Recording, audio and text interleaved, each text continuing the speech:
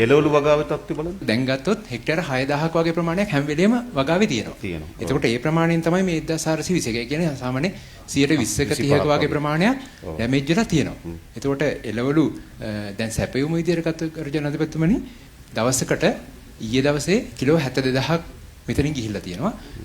අපිට සාමාන්‍ය දවසක වෙන්නේ 1,50,000ක් වගේ. දැනට ප්‍රශ්නේ තියෙන්නේ අපිට අර රිටේල් මාකට් එක පල්ලෙහා තියෙන මාකට් එක ඕපන් වෙලා නැති නිසා අපිට මෙහි එළවලු වලට ඉල්ලුමක් නැහැ. දැන් මිල බහිනවා.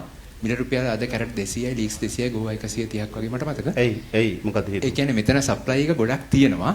පල්ලෙහාට විකිරෙන්නේ නැහැ. නෑ රටේ ඉල්ලුම තියෙනවා නේ. ඉල්ලුම මම දැක්කා කැරට් එහෙම ලොකු ගානකට ගිහලා තියෙනවා. ඒ උනට ඒක බොහොම තාවක එක දවසකට ගියේ 3000කට. ඒක හරි කෘතිමයි. නෑ අපි මෙහෙම හිතුවොත් අවදානම සිද්ධ නොවුනා නම් මෙහි එළවලු නිෂ්පාදනය වෙලා තියෙනවා.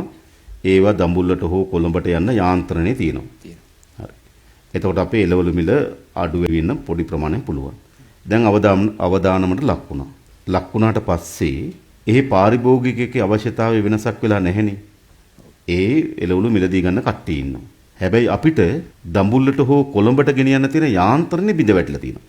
ඒකද හේතුව? දැනට ඒ ටික යථාවත් වෙලා තියෙනවා ගර්ජනත්. දැන් අපි මෙහි මිලත් සාමාන්‍ය දෙසැම්බර් ජනවාරි කියන්නේ වැඩි වෙනවා. වැඩි වෙන කාලේ සහ ජූනි ජූලි තමයි ඊළඟ පීක් එක තියෙන්නේ.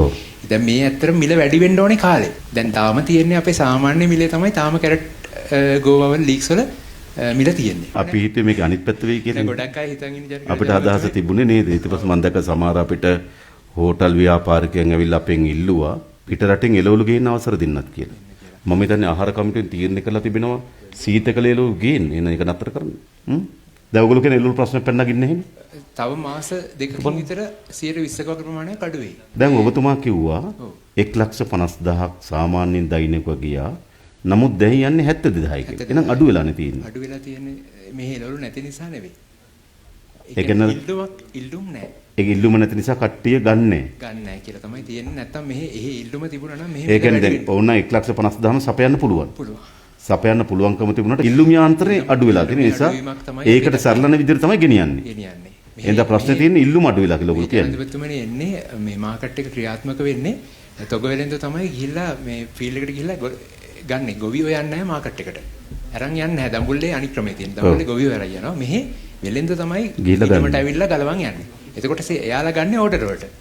ඕඩර් පල්ලෙන් තියෙන ප්‍රමාණයට තමයි එයාලා මෙතනින් ගලවගන්නේ. එහෙම යාන්ත්‍රණයක් මෙතන තියෙනවා. නැත්නම් 1,50,000ම අවශ්‍ය නම් 1,50,000ම සපයන්න පුළුවන්. දෙන්න පුළුවන්. දැන් ආර දුර්මතයක් විදිහට තියෙනවා. දැන් මගේ හිතවත්තුත් කතා කරලා නුවරලේ එළවලු ඉවරයි නේද කියලා අහන්නේ. එහෙම එකක් වෙලා නැහැ. සාමාන්‍ය 120ක වගේ අඩුවක් තියෙනවා. මෙතුමා කියන්නේ දිස්ත්‍රික්කෙම ගත්තාම දැන් 125ක් තමයි හානි වෙලා තියෙන කියන ඔබතුමාගේ අදහස නේද? සම්පූර්ණ හානි 125. ඒක හරියටම හරි නේද දත්තේ?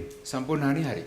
සුළු අර මෙතුමා කිව්වා වගේ සුළු හානි තියෙනවා. ඔව් සමහර තැන්වල මෙතුමා කියන සමහර තැන්වල ඇති නේද? මෙතුමා කියන සමහර තැන්වල ඇති 100ම නැති වෙලා ඇති. 100ම නැති වෙච්ච දැන්. නමුත් ඔක්කොම ඇවරේජ් කරලා ගත්තාම දිස්ත්‍රික්කේ 125යි. එහෙම වෙන්න පුළුවන්. ඔව් මම ඒක ඇත්තට තහවුරු කරගත්තම ගොවි සංවිධාන මහතුරුත් එක්ක කතා කරා, නියෝජිතයොත් එක්ක කතා කරා. ඔබතුමාලට පුළුවන් නේද වන්දි ටික දෙන්නත්? ඉතා ඉක්මනින්ම නැවත වගාවන් ආරම්භ කිරීම සඳහා නුවරඑළිය අපිට වාසියක් තියෙනවනේ. එළවලු වගාව තියෙන්නේ මේවා කන්නේට නෙවෙන්නේ නේද? අපි නිකන් කන්නයක් නම් කරගත්තට හැමදාම වගා කරන ඔබතුමාම කිව්වේ. මුළු වගා බිමට හෙක්ටයාර 8,000ක් තිබ්බට 6,000ක් නිතරම වගාවේ තියෙනවා නේ. වන්දි ටික ඉක්මනින්ම ගෙවන්න හදන්න.